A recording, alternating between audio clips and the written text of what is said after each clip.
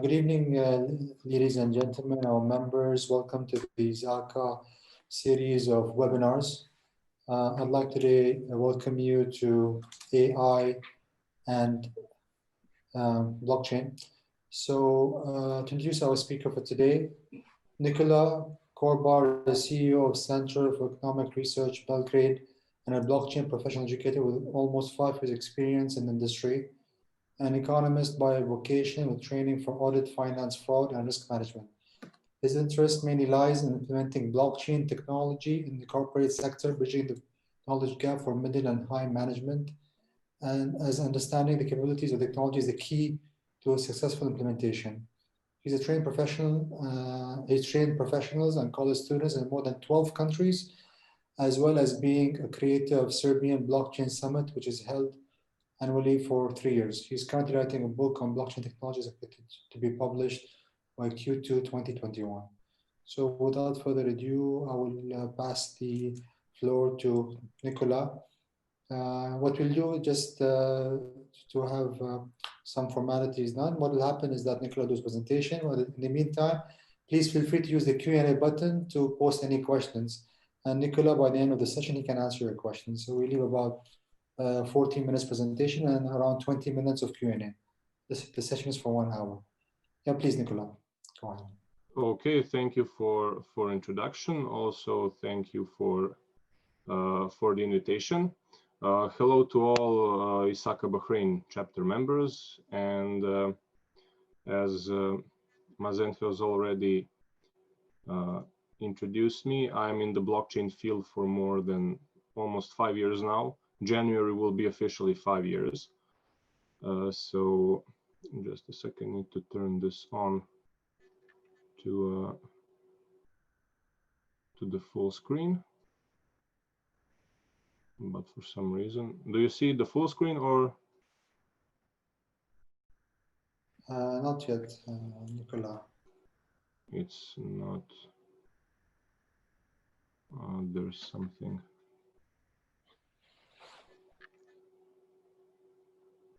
Okay, I will just start. So for almost 5 years now, and currently my focus on the blockchain is more oriented towards management, as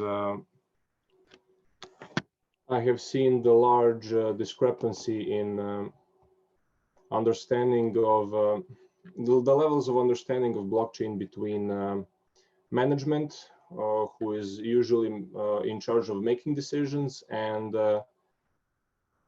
here it is. Between management, who is usually making the decisions, and programmers and developers who are usually in charge of delivering the end product. So there was also a huge amount of misunderstanding between middle management, high management of what blockchain can actually do. I'm economist by vocation. Also did a lot of education and training for risk management and fraud detection and prevention. And currently I'm also shifting towards IT management, and my current line of interest in education is JavaScript, Java, and Solidity, because Solidity is the most widely used blockchain programming language. So firstly, I will do just a quick introduction for blockchain. If you have any questions, feel free to ask in the Q&A if there is something that that needs a better definition. So to start, the blockchain is designed to be immutable ledger system, which can record anything, any change that is happening inside it. I intentionally put this the star here for immutable because there are ways to actually change the data entry inside the blockchain, but it varies on its architecture, and depending on is it public or private, those changes can be almost impossible to do from relatively easy possible to do. So we will go through that as well.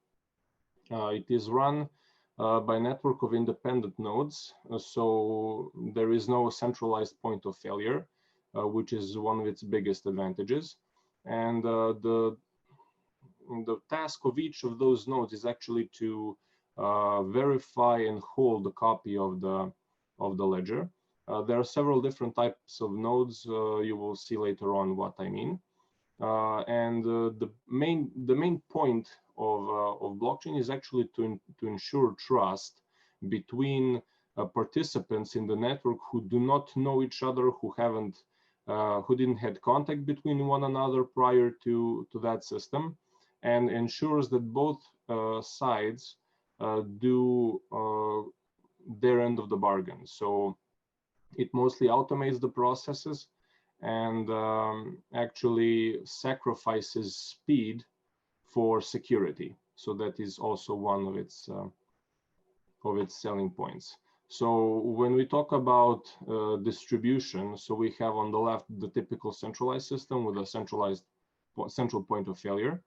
We also have in the middle the decentralized system, and also on the far right, distributed system, where all nodes are actually quite equal in the system.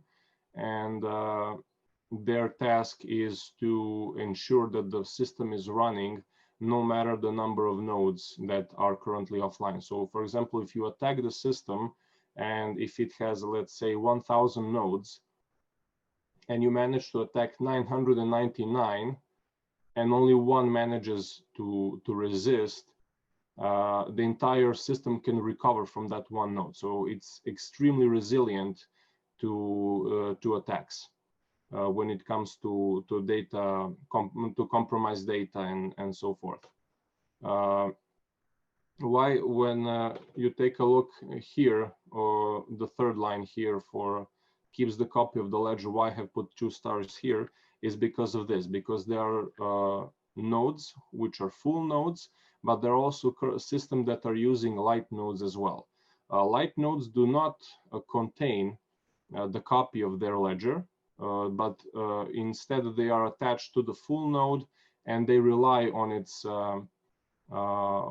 data in order to function themselves. So light nodes in most cases are end users. For example, if you have an application for financial transactions or anything similar to that, that actually represents the light node. So the end user who doesn't need to have all the data, but only the data they need in order to function themselves. So it actually increases scalability in terms of speed, in terms of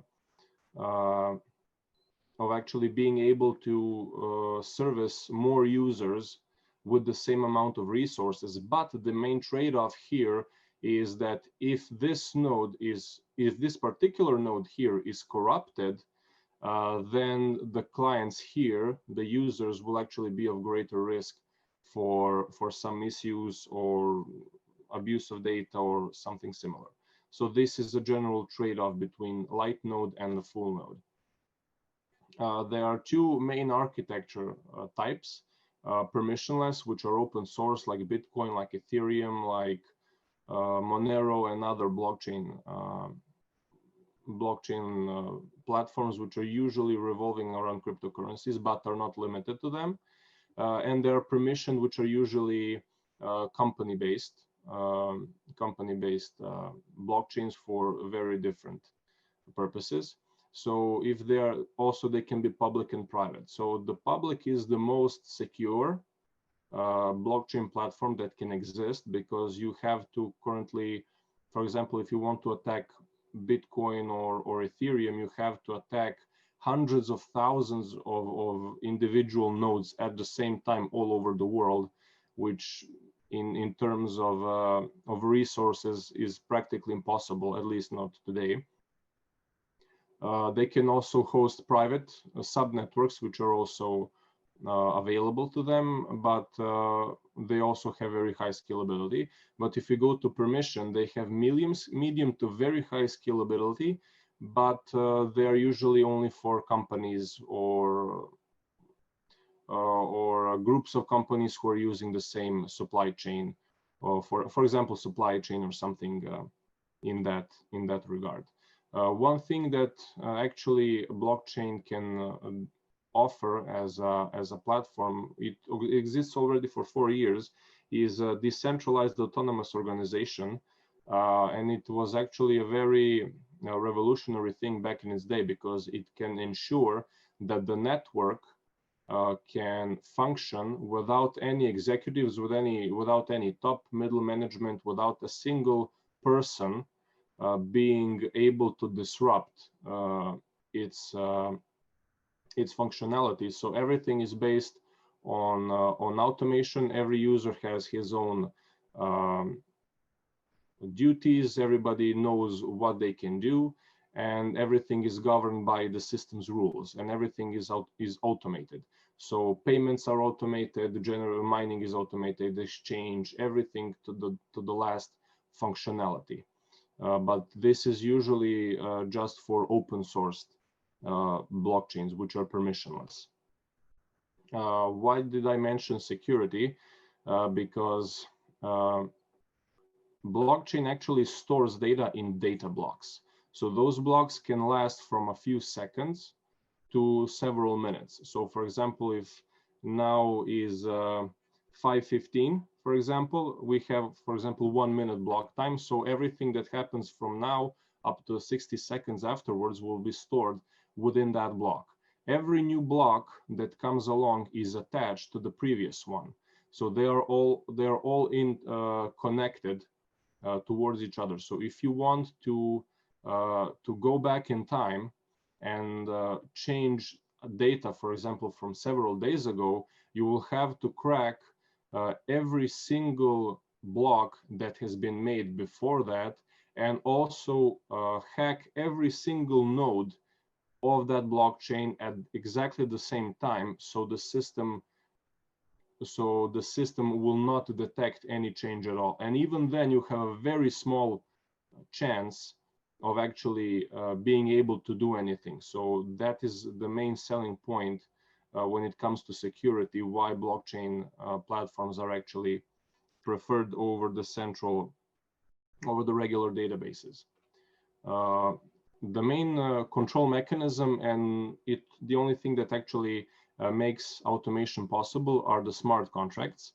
They're actually a set of rules which are determined by the users in order to automatically facilitate the outcome. For example, if you want to rent an apartment, you can actually put it inside the smart contract. You're paying for that apartment for the next 1 year, and it will automatically deduct funds from your account into the owner's account. And for example, if you fail to make a payment, if, for example, that is enabled by a hardware, it can automatically cut you off from the access for apartment or an office or something like that. And depending on the architecture, everything is visible for participants or certain overseers or editors of that platform. So here we can actually see how smart contracts are made from simple to complex. So they can be from simple monetary exchanges to distributed societies. There are several works in progress already for several years, and their complexity is increasing as the time is passing. I will not go much through this, but actually explain the main functionality of the smart contract. The more complex it is, the more difficult it is to facilitate. And of course, the more complex it is, the easier it is to actually do some sort of misuse. I will explain that further on. When it comes to security, the main problem for smart contracts is actually cheating them by cheating the outcome. For example, exchange values and certain things as well can be actually manipulated. So if you corrupt the smart contract source of information, you can actually corrupt the entire contract to your benefit if you know how to do it. This is where oracles come in. Oracles in blockchain system are programs that are automatically verifying the accuracy of the information that smart contracts are using. So for example, if you have a Bahrain dinar to dollar course value and you have tied certain exchange to happen within a smart contract. If somebody wants to manipulate it to his or her own advantage, they can actually track the smart contract's source of information for the exchange rate and manipulate it to his advantage. So oracles are actually in charge of seeking several other sources of information so they can actually verify the integrity of the information. This is when oracles were introduced, actually the security of the blockchain systems has been increased severely, because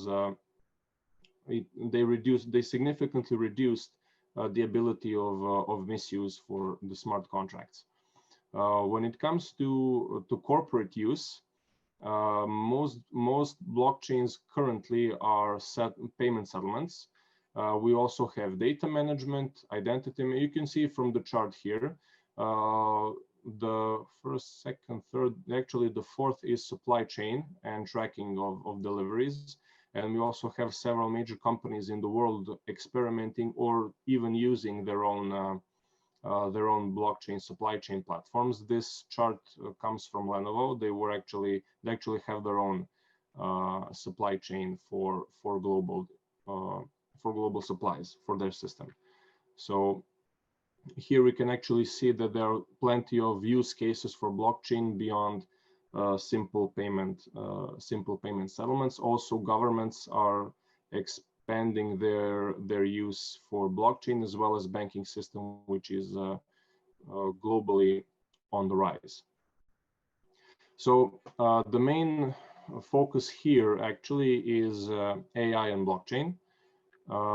So when it comes to that, here the focus is like what use cases are actually available and what is their potential. So the main part of blockchain, and actually the main concern is its security, but security in the field of verification of information, because hacking the blockchain system is very, very, very difficult, if next to impossible, depending on the platform. But as in every case, there is a workaround. So everything here is based on like binary yes or no. So if you can actually manipulate the data that blockchain is using, you can actually trick the system to your advantage. So when it comes to formal verification, that is the primary field where artificial intelligence can actually do something when it comes to securing and enhancing the blockchain, because if you have verified data, verified information that system can use, you can actually increase it significantly. So the primary area here is to enhance the existing formal verification tools. What are formal verification tools? For example, if you have, let's take some very simple example. Let's say you have a parking garage, a public parking garage, which uses a blockchain system. So blockchain system to track how many cars are coming in and coming out and how much they are paying. So for example, you need a sensor which registers how many cars have entered or left the garage.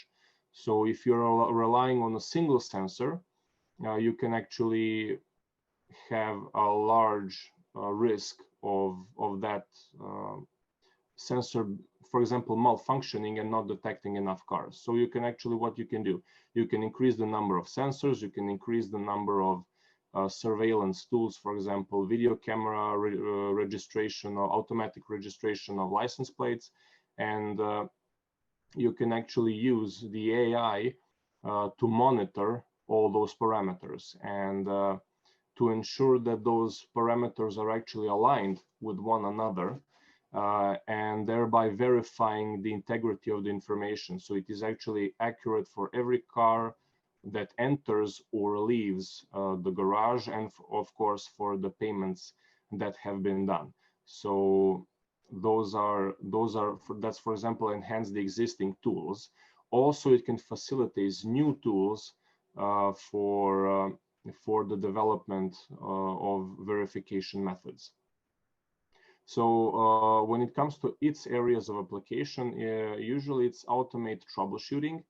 Troubleshooting in blockchain is usually very difficult to pinpoint because there are certain actions to be taken by the system when it comes to verification, hashing, encryption. So there are a lot of things that actually need to be done properly, and if something is not right, it can be very difficult to pinpoint the source of the problem.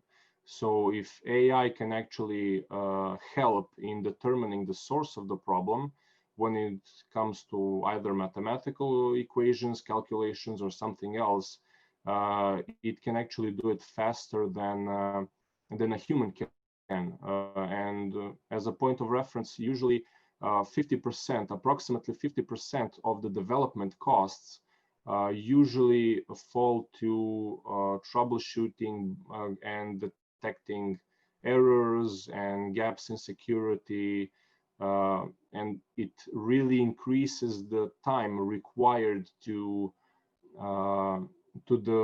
properly develop the platform. So this is the area where it can actually help a lot. Also, I did also mention also here the other 2 points: debugging, root cause analysis, and also identification. Actually, one of the biggest vulnerabilities for the blockchains for several years now were actually smart contracts that were not written properly. So if you have a faulty smart contract which is not properly made, you have a huge risk of somebody misusing that smart contract to his advantage. The second area, where if we go back to this chart, is the search-based software engineering, which uses computational search methodologies to address various software problems. This is actually even bigger area than the verification tools, because the amount of resources that the human needs to do in this area is actually bigger than with the formal form of verification. So this is also one of the primary, if not the first area, where AI can actually be utilized to enhance the functionality, the core functionalities of blockchain system. And now there is also the third part of its advantages, and it actually goes through every single area of the blockchain, and I will try to go through them without getting into much detail. So there are a lot of issues about blockchain implementation. I'll actually now give a few minutes for that, primarily because there are 2 main reasons why blockchain implementation actually is the most difficult part for most companies. The first is the lack of understanding of the blockchain by the company that wants to utilize it. They usually have unrealistic expectations when it comes to blockchain. Blockchain is not the magic wand that can solve many issues, but rather it should be taken as a part of the system which is intended to improve it, and implemented to a certain niche of services or products that the company is offering. And it should be started as a smaller project at the start, and later on expanded, of course, with a lot of trials, with a lot of tests, and a lot of optimizations. So if we go to sustainability, which is the first thing here, we actually have a lot of issues here globally, and most blockchain systems require a lot of hardware in order to operate, because every node must have certain computational power. If we take a look at decentralized ones like Bitcoin and Ethereum, I hope that everybody have heard about crypto mining. So those miners are actually not just producing new coins, they're actually keeping the system functioning. So every single operation of data recording, every single transaction, everything that blockchain records is processed by those nodes. And these things can actually be very, very costly when it comes to energy consumption. So what has been done in this field is to actually optimize the large-scale systems of the blockchain. Not just I'm not here not just referring to the hardware, but to everything else. For example, if you want to do a transaction, we'll go now a little bit back. So if you have a transaction in this yellow block here, it contains parts of the transactions of every previous transaction, and verifying that data takes time. So what AI can do actually is verify automatically certain parts of data, so they don't need to be done again. If we do it on a large scale, it can actually reduce a lot of costs when it comes to power. I have a pop-up here in chat. There is a question. Okay, I just saw it now. So this is one of the areas that that can be also done. Of course, optimizing these machines that are actually doing the mining or maintaining the blockchain system is also a huge cost reductor for any user, whether it comes from private or public network, because they can actually utilize and optimize the hardware to reduce its operations if the use or utility of the network is actually at the currently lower level. So it can actually help sustain the system much more cheaper than it actually is. Now, the second thing here is scalability, and scalability is the main point of every blockchain platform, because there are trade-offs. You have when it comes to scalability, it comes to speed, it comes to security, and it comes to number of users which system can process every second. So if we take a look at, for example, the oldest blockchain in existence, Bitcoin, it usually can run 7 to 10 transactions per second, which is very slow. But it is the most secure blockchain platform on the planet. So they have in very high security and very low speed, because there are tens of thousands of nodes which need to verify a lot of information every single second. But if we take a look at the private blockchains, you can have a lot of users but fewer nodes, and those fewer nodes can actually do the verification much faster. But here, of course, with the smaller number of nodes, the security is severely compromised. So there are always trade-offs between speed and security. When it comes to security, there are several areas where blockchains have been actually faulty, from smaller gaps in security to bigger ones. Usually, it is not the platform itself that is hacked, but the users themselves. And the users are the weakest link of almost any blockchain platform, because everything is encrypted. If somebody can get your encryption keys, your encryption data, seed keys and everything else, they can actually take over your position inside the system and do whatever they want with your credentials. So it is actually very risky. For example, if you have a private network and somebody from the highest echelon of authority in that system is compromised, you have a very big risk. So we have here intrusion detection system, protection system, data encryption mechanisms, of course, can be greatly enhanced by AI's computational intelligence.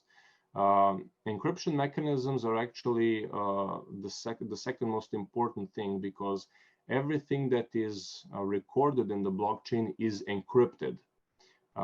And with that kind of information, you can't do anything unless you have a key to decrypt that information. So if you have an error or misuse in the data encryption mechanism, you can actually have a huge risk for the entire operation. The most common encryption tool on the planet is actually a malware, to be precise, a ransomware, where it attacks the user's computer or system, and they encrypt data on its hard drives, and they demand ransom in order to decrypt them.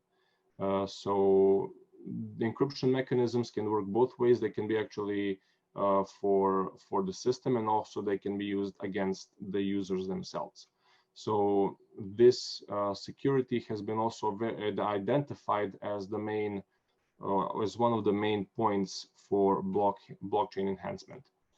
When it comes to privacy, everything revolves around hash functions and private keys. So I have put here a secret key, but it's actually a private key. When you're using blockchain system, you have a public key and private key. Public key is usually used to give to other users so they know who you are, but private key is actually the part which controls everything you do. And if you lose your private key, you actually lost the entire access in the blockchain system. And also this encryption and algorithms keep your privacy. For example, if this is the intention of the platform. If the platform is for corporate use, you do not have privacy in that manner, because your data is shared among other users. Now, when it comes to efficiency, efficiency is also one of the biggest issues where blockchain is facing, because of the high running costs of open decentralized platforms. There were plenty of work has been done to actually increase efficiency for the sake of the ease of use of the platform, but also it created a lot of problems when it comes to security. So network utility maximization model is actually now being I would not say used, but actually tested for the blockchain industry in order to create currently the best possible model to handle the network's efficiency. When it comes here, we have to control congestion. What is the network congestion? You have, for example, if the system can handle, for example, 100 transactions per second, and you have currently you have a surge of users and you need 150 per second. So this is creating congestion. So it actually it's like a traffic jam in the blockchain. So it can actually utilize a certain measurements in order to optimize bigger users versus smaller users. So actually this congestion can actually be done faster than it usually would do. Actually, these congestions create increased costs because if you have a waiting list for transactions to be made, you have actually users who are willing to pay more in order to have their transactions being done faster than the other. Okay, we have a question here. If every node simultaneously creates the ledger and the copy of the node so far is present with every node, and each node is encrypted with private key, does that mean that every node has all the private keys to decrypt the entire ledger? No, actually not. Every node, for example, I can host a node on my own computer, and I can attach it to any public open source blockchain platform. My particular node is working automatically. So my private key is the way to open my node, but it works automatically by verifying the information that other nodes. So when I say transaction, it doesn't mean I'm sending one Bitcoin to another person.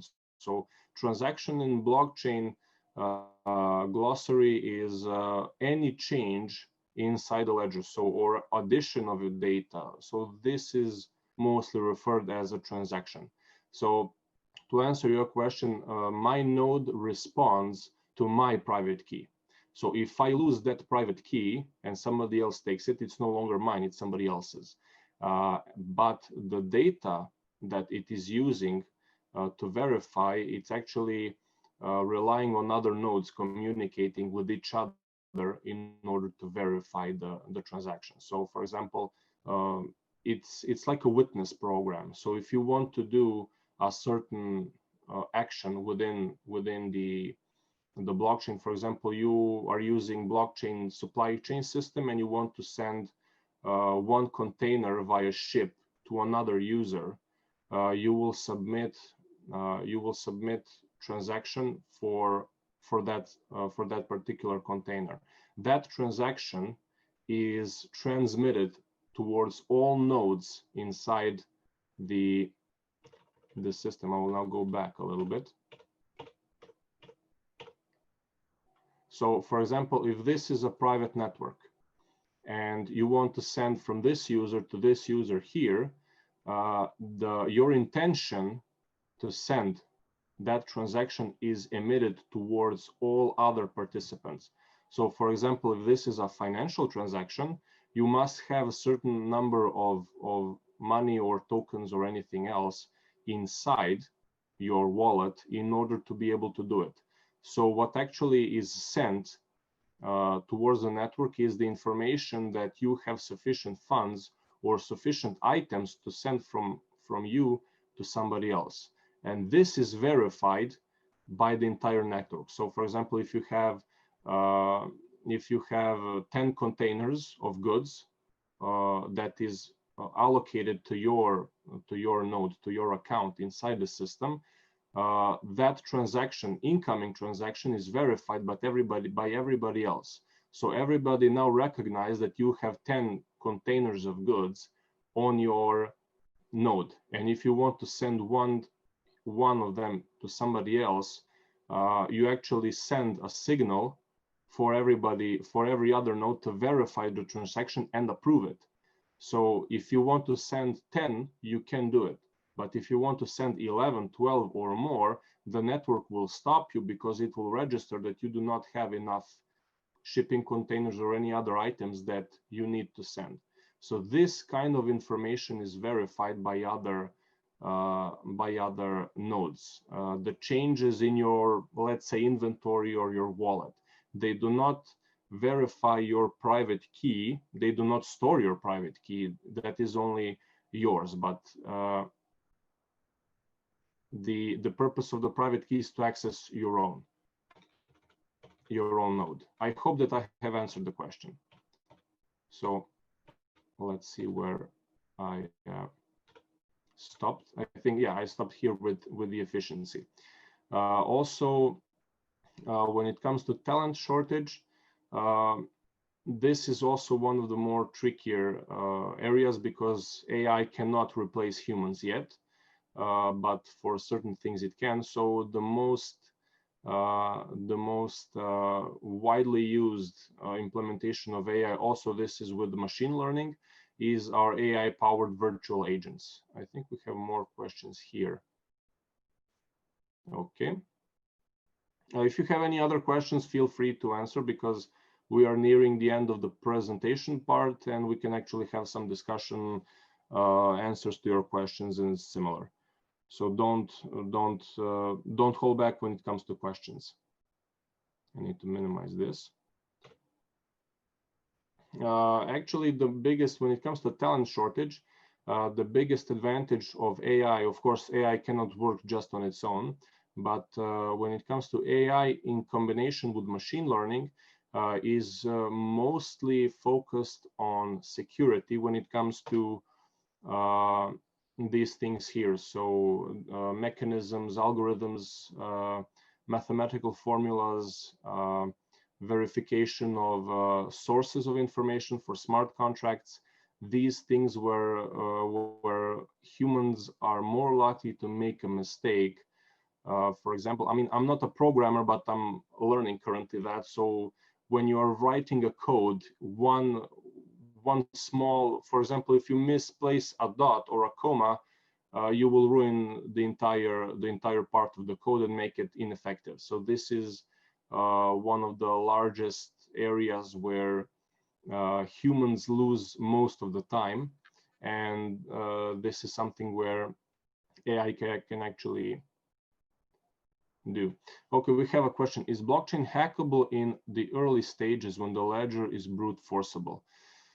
I think yes. It depends. If you have a small network, how it works? Blockchain usually works on 51%. So you need 51% minimum of for the network to agree on a certain change in order for it to be accepted by the system. So if you have an early stage blockchain which has 10 participants, 10 nodes, you need to hack 6 nodes in order to be able to influence the outcome of the blockchain. But if you hack 4, you won't have anything. If you hack 5, you do not still have that extra 1%. So the higher the number of nodes means that the more difficult it is to brute force. But theoretically, yes, it can be hacked in that. Okay, we also have another question. So will it be public chains that will benefit more compared to private blockchains? Will AI assist securing private blockchains like it will assist public blockchains in verification? I think that the public blockchains will benefit mostly because they can actually, because they're the slowest. And by being the slowest, if you put a functioning AI working alongside the system, it can actually speed it up. Now, how much it can be faster, it's still a matter of debate, and there are a lot of inputs which are still unknown, but estimates are ranging from 5% to 30, 40, 50%. Some people say 100%, but it actually really depends on how it is utilized. And to be honest, we will need a lot more years of development, both for blockchain and the AI and machine learning as well, in order to facilitate an effective AI blockchain fusion. So the biggest use of AI and machine learning are, I think, currently chatbots. They are the most famous. Mostly you now just purchase a chatbot, not for large scale platforms. So actually private networks will benefit, but I think when it comes to percentage, the improvements will be smaller because it's a private network. It has a limited amount of users, and they usually do not have problems with speed. So I think that public platforms are more likely to use AI assistants than private ones. Okay, we can also have another question. Also, we have an implementation issue for the public blockchains because they require most of the network agreeing. So if you take a look at the open source blockchain, it requires thousands of people to agree on a certain change. So it can be very difficult to do sometimes. Okay, a question. If the Oracle detects corruption, would the ledger be re-rolled to an earlier version? No. Re-rolling it to an earlier version requires verification by the majority of the network, unless, of course, it is defined otherwise. But what it actually does, I will go back with the slides. So you have an oracle which is verifying the information, if the smart contract was actually relying on a single piece of information, for example, currency exchange, you want to do conversion from dollar to so for example, you have a smart contract that says if US dollar and Mexican peso, for example, reach a certain ratio, that other person will receive certain compensation. For example, make it an online bet, and somebody wants to cheat, and they check where the smart contracts gets their information from some website. They can actually hack the website only temporarily. It is enough. And what happens, the smart contract recognizes that the value is true, and it automatically enforces the payment. So this is not the case of hacking the blockchain. This is the case of hacking blockchain source of information. So what the Oracle does is, okay, this is one website that says US dollar to Mexican peso ratio is as it is. But let's go and search, for example, 10 other websites, for example, official national banks, federal banks, major banks in the world, major exchanges, and you can actually verify from them as well as additional sources of information. So in this case, it will be 10 to 1, and the Oracle would prevent the execution of the bet. So this is the most simplest,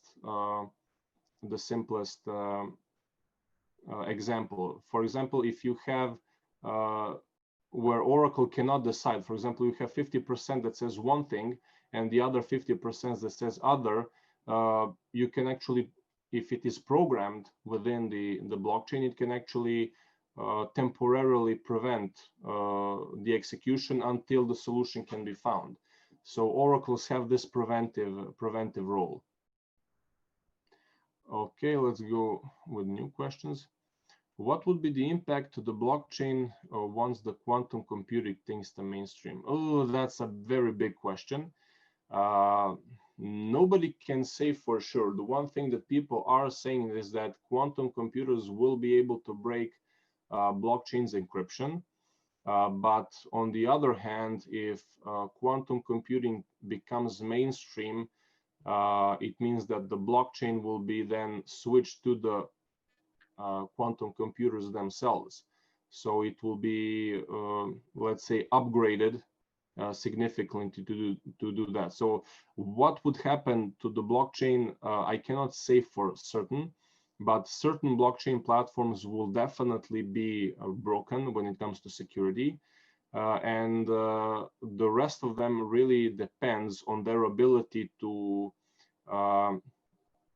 adapt and switch from current computing that we have to quantum one. So this is like a jack of the box question, but I really cannot predict, but I hope I answered the question. Okay, we have another question. What if there are other sources to validate each other through circular referencing echo chambers? Well, it depends on how you program the oracle. Oracles are actually also very wide as a category. So most of the vulnerabilities that happen is badly made smart contracts, and of course badly made oracles.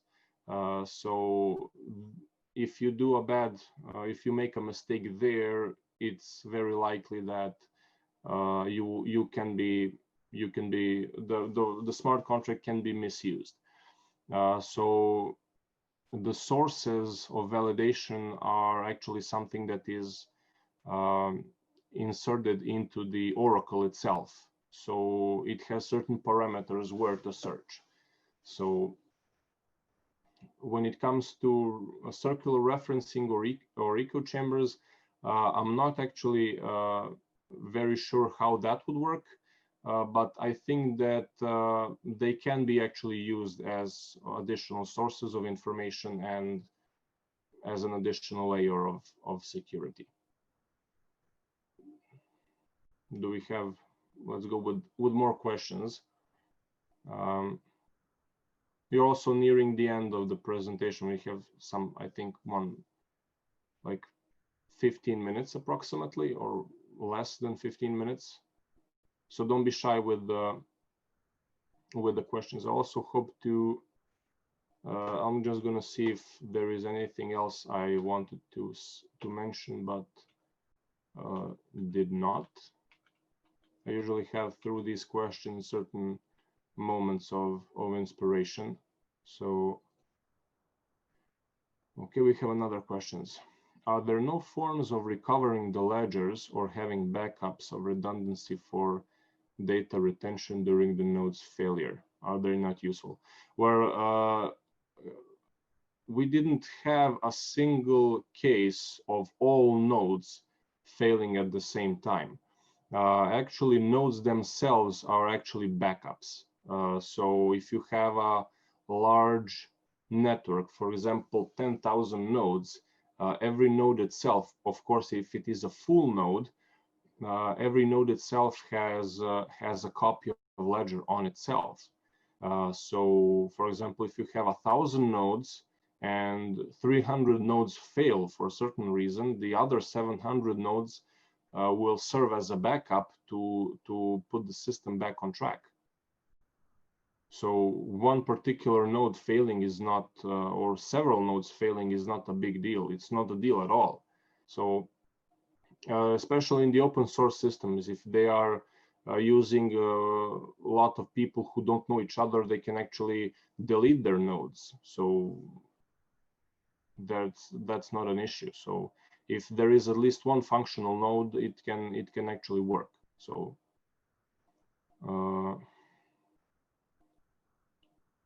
okay, I think that I have answered the question. I also wanted to mention something, but something else. Yes, when it comes to consensus algorithms, so consensus algorithm to the blockchain is like an engine to the car. There are more than 20 different types of consensus algorithms, and they have different methods of functionality. Covering them would take another 1 hour webinar, so I will not go through that, but there are very different ways that blockchain can actually function and store data and transact data and so on. Okay, we have another question. Are there no forms? No. Okay. Can a smart contract be effective without participation from the law enforcement authorities or the legal system? It can be effective within the system, but not outside it. What do I mean? For example, if you have, we have, for example, those smart buildings in popping up all over the world. We also have projects for smart cities and so on. So, for example, you can have a building, a smart building, which uses blockchain system for utilizing everything. So, for example, you have an office building, and you rented an office, and everything which is done when it comes to for rents is administered through the blockchain. So it usually requires certain tokens for that particular building, and when you rent, the building. For example, you purchase a certain amount of tokens, and if, for example, 100 tokens per month is your rent, and for example, you buy 1,000 tokens, you have for 10 months of rent, but you fail to purchase another round. And when the 11th month comes, you don't have to pay, and that system automatically locks you out of the building. So you cannot access your office until you purchase more tokens. So it is useful within the blockchain system, but I do not know any legal system that uses smart contracts, because they are not yet recognized by the law enforcement anywhere in the world, as far as I'm aware. We also had a panel discussion with the Serbian Securities Commission, because we have a new law for digital property, which also impacts the blockchain, everything blockchain related. And they also said the smart contracts are not legally binding when it comes to Serbian legislation, regulations. It is only viable for use inside the blockchain system. So if some country is an exception, I'm not yet aware of that. So when it comes to authorities or legal system, there are some trials for use between legal systems and the blockchain, but that is still way long. It has a long way to go until it can be implemented. Mostly because laws need to be adapted to be used by the blockchain systems. Most laws in the world are not yet adapted to be applied also to digital properties, digital ledgers, and so on.